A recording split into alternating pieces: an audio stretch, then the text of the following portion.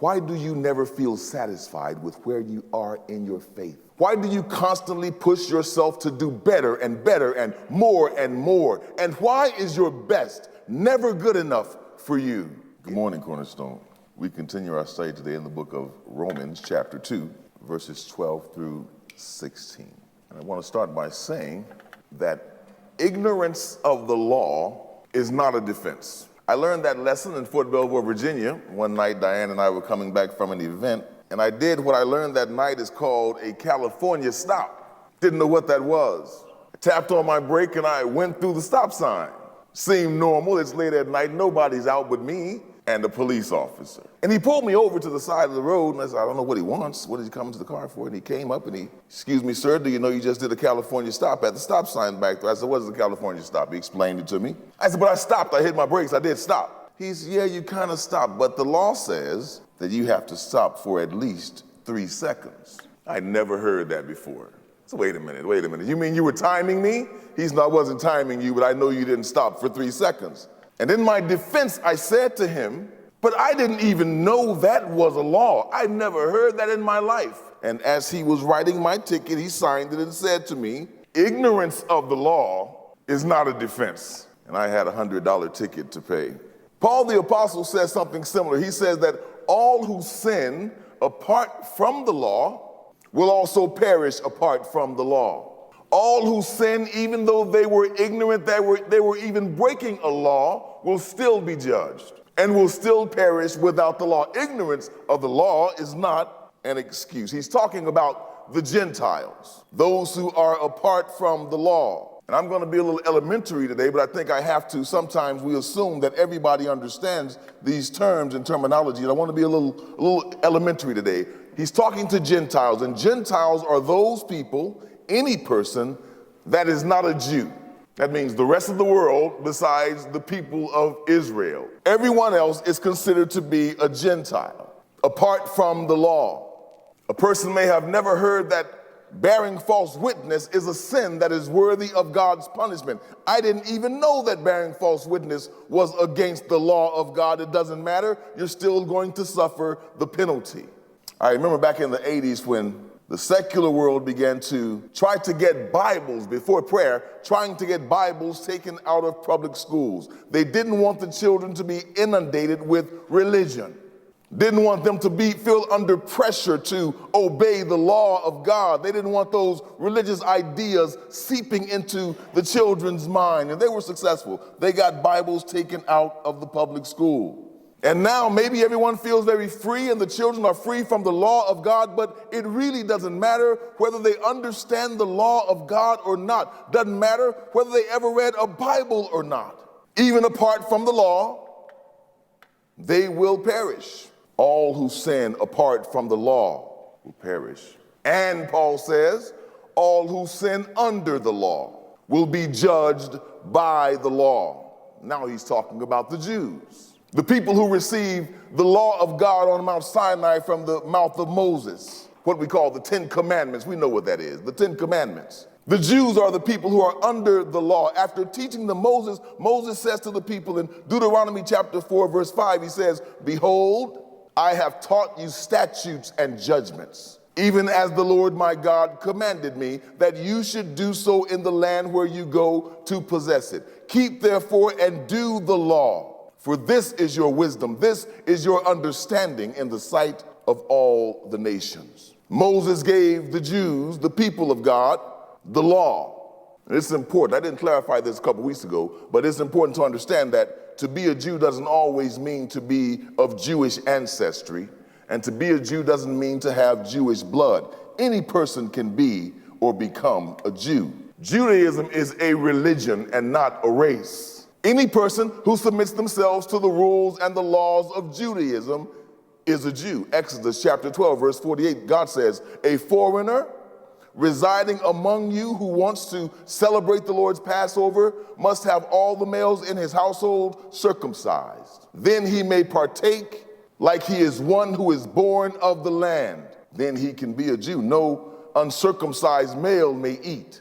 Anyone who wants to become a Jew can become a Jew.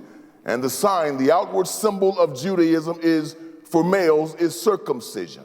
And as we delve deeper into the text, not today, but as we delve deeper, we'll come to understand that circumcision is the outward sign or confession of commitment to the Jewish faith. Circumcision, just like baptism, is the outward declaration that I have given my life to Jesus Christ. But both of these, baptism and circumcision, both of these are outward signs, outward symbols. And Paul clarifies this when he tells us in verse 13 that it is not those who hear the law who are righteous in God's sight. Just because you understand the law, just because you read your Bible every day, just because you understand theology, it will not make you righteous in God's sight. It is not those who go through the outward motions of religion who are called righteous. It is not those who hear the law who are righteous in God's sight, but it is those who obey the law who will be declared righteous. And why will they be declared righteous? Because if they obey the whole law, they are righteous. And so God will just say what is obvious. You've obeyed the whole law, therefore you are righteous. Any person who obeys the whole law is righteous before God. Indeed, Paul says, when Gentiles who do not have the law do by nature things required by the law, they are a law for themselves, even though they do not have the law. They, Gentiles who obey the law, even though they are not under the law, they are a law for themselves. That's very interesting. That by their actions they show that they have an understanding and an appreciation for what is right and what is wrong, what is good and what is evil. By nature, intuitively they know. Like the little girl who goes into the kitchen late at night and sneaks a cookie out of the cookie jar. Nobody ever told her that it was wrong, but somehow intuitively she knows that it is wrong to steal.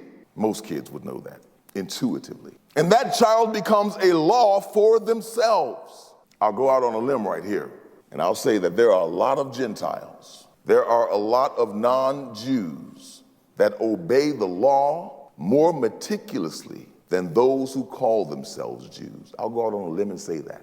I have no doubt about that there are Gentiles who do not understand the law of God, who obey the law more meticulously than those who call themselves Jews.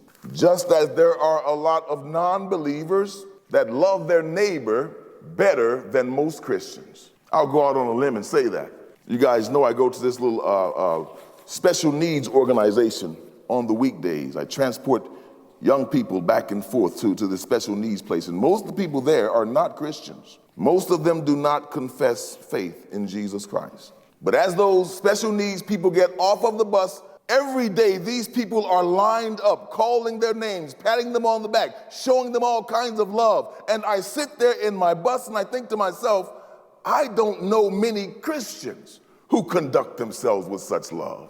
These people are a law unto themselves. They intuitively understand that it is good and it is right to love the least among us. They're a law for themselves. They have an innate sense of what is right and what is wrong, and they strive to do what is right. And their efforts are praiseworthy. Even though they're not believers, their efforts are praiseworthy. Even though they don't follow Jesus Christ, we should not hesitate to give them the credit and the honor that they deserve. They are a law for themselves. They naturally do what is right. Without any external coercion, without any external instruction, they tend to do what is right and what is good. And if they're able to obey the whole law, they will be declared righteous in the sight of God. Because Paul says they show that the requirement of the law is written on their hearts. That somehow and some way they have inherited a predisposition, an inclination to do what is right. Their ethical compass directs them toward the good. And since they are not under the law, their own consciences becomes their moral guide, their moral compass. Paul says it. Paul says, their consciences also bearing witness, and their thoughts sometimes accusing them, and at other times even defending them. This is what it means to be a law for yourself. The conscience sets the standard. The conscience plays the role of prosecutor one day, plays the role of advocate the next day, accusing and defending. This person becomes their own judge. This person takes up their own defense. But as the old saying goes, the person who has himself as a client in a trial has a fool for a client. The person who takes upon himself to defend his own self has a fool for a client. The person who by the light of his own conscience takes upon herself the authority to accuse or to excuse her actions will be in the final analysis a fool. Because you've heard the old saying that you never let the fox guard the hen house. The conscience is like the fox. The conscience has ulterior motives, personal biases, and occasionally your conscience becomes hyper-judgmental to the point where it refuses to allow you to find any rest. God help the person who labors under their own conscience. Sometimes the conscience withholds approval when approval was warranted. Sometimes your conscience gives you a pass when you needed to be held accountable. Don't get me wrong, the conscience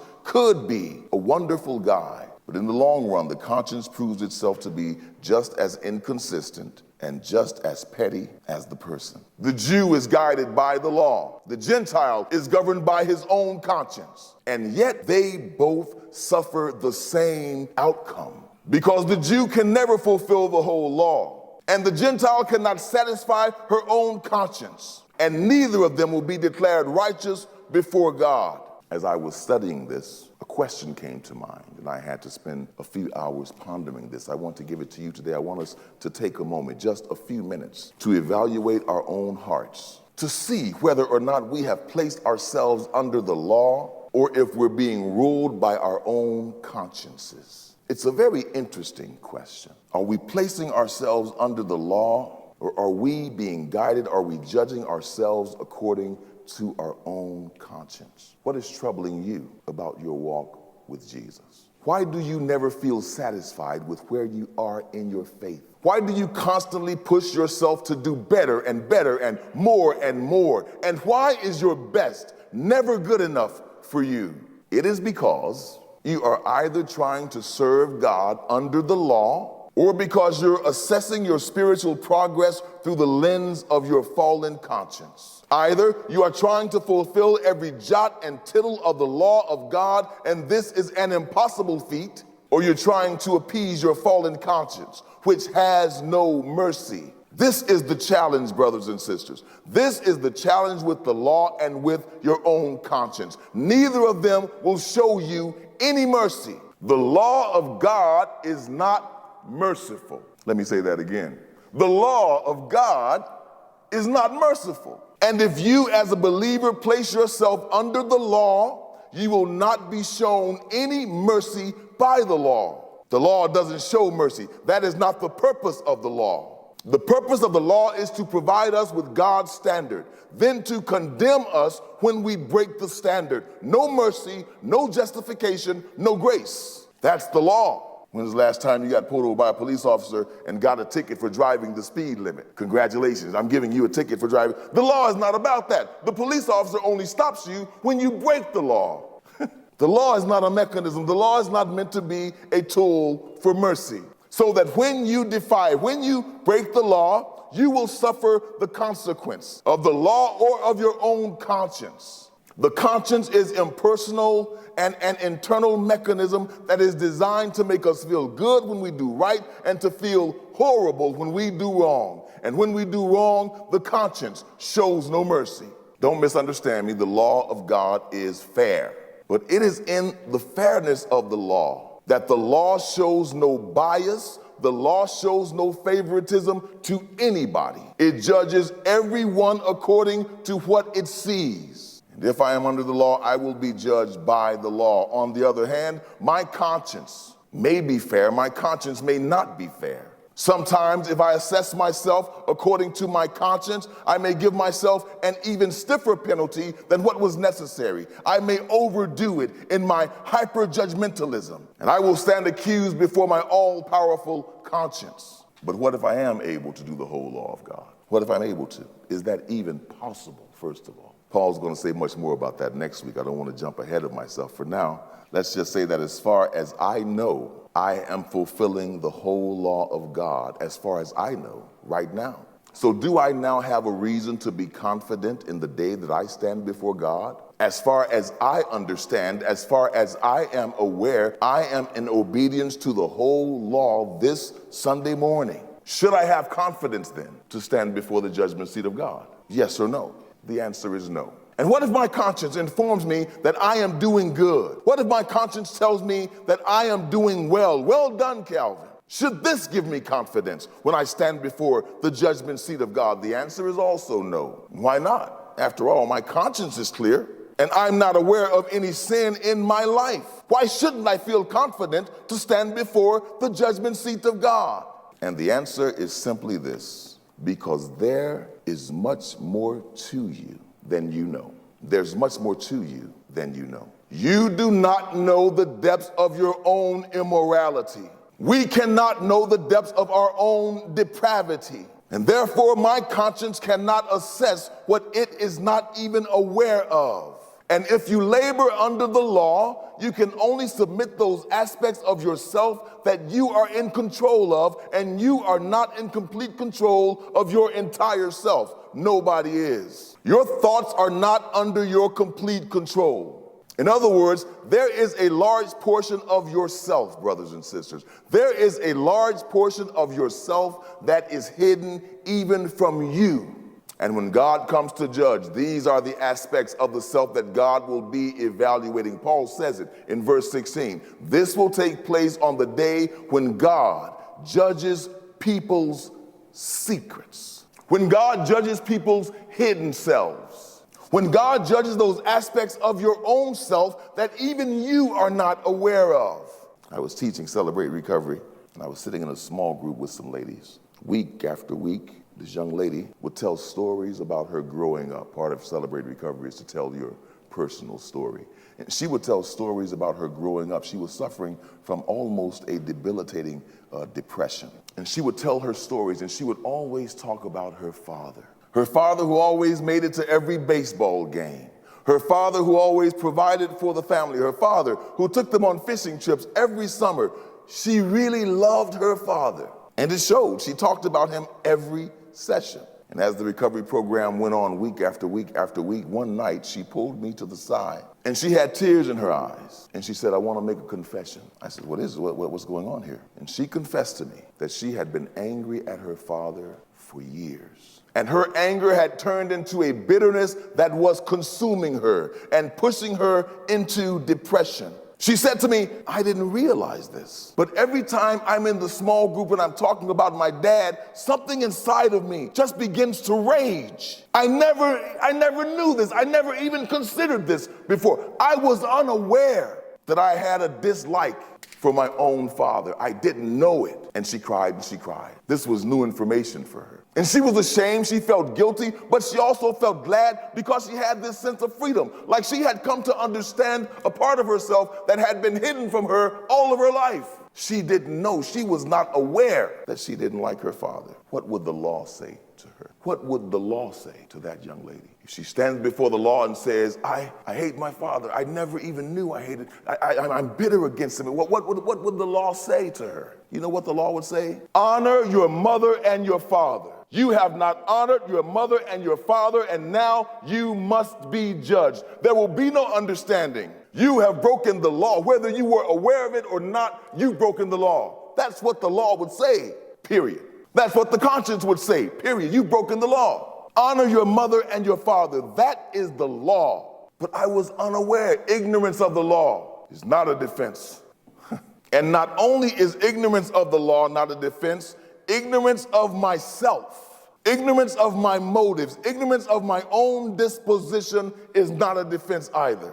Just because I think I'm doing good doesn't mean I'm doing good. And in the final analysis, this means that only God truly knows who I am. Only God truly knows who you are and what you're really all about. Only God knows how you measure up against the law. You do not know. You cannot know. And since I have no idea of what actually lies beneath the veneer of my religious practices, I am unwilling to take the risk of placing myself under the law, and I am unwilling to be guided even by my own conscience. This is where Paul is going. He's sliding us into it right now. I am unwilling to place myself under the law for judgment, and I am unwilling to be guided by my own conscience. Because as Paul so rightly states in 1 Corinthians chapter 4 and verse 4, my conscience is clear. I'm not aware of any sin in my life, in other words, but that does not make me innocent. And therefore, I am unwilling to stand before God and say, hey, my conscience is clear. I know I'm good. No, that doesn't make you innocent. There are things about yourself that you don't even know. And God, when he judges, is not just judging what you're aware of. God is going to judge the secrets. And this is why we don't want to take the risk of placing ourselves under the law, because the law will show no mercy, and ignorance of the law will not be an excuse. And therefore, we do not look to our own consciences for approval. And therefore, we do not even assess ourselves according to the law, because there is too much about myself that I simply cannot know. Too much of my truest self is too hidden from my own view. And even when I think I'm doing right, the law still finds me wanting. Only God knows all the secrets that culminate into the person that I call myself. Only God is aware of all the sins I commit on a daily basis at the very core of my being that I am not even aware of. And so every day, instead of standing before God under the law, instead of standing before God according to my own conscience, each and every day I stand before God under the banner of Jesus Christ. Each day I am confident only in the finished work of Jesus Christ. And by that work, I hope to be declared righteous, despite the fact that within me dwells no good thing. And I hope this leaves us all today on the edge of our seats. I hope this message causes us to turn and run to the cross of Jesus Christ for mercy, to remove ourselves from under the law of our own conscience and even from under the law of God, and to run to Jesus Christ to find mercy and grace in our time of need. Because apart from Jesus Christ, no one will be declared righteous. This is where Paul is ultimately going. I'm going to cut it off right there because I don't want to go too far. But I want to spend some time on this week asking ourselves the question: do I live my life as if I am under the law? Do I live my life as if I'm being guided by my own conscience? Am I allowing my own conscience to make me feel bad about my walk with Christ? Am I putting forth all kinds of effort to live up to the law of God instead of resting in the grace of God? Because this is what Paul is trying to tell us. And next week he's going to say it directly and pretty straightforward, that by the law will no man be saved. When you think about it, it makes total sense. The law doesn't come to save. I am broken. The law doesn't come to heal me. I need to be fixed, and the law does not fix me. The law is just the standard. We are restored. We are renewed only through Jesus Christ our Lord, apart from the law. Let's pray.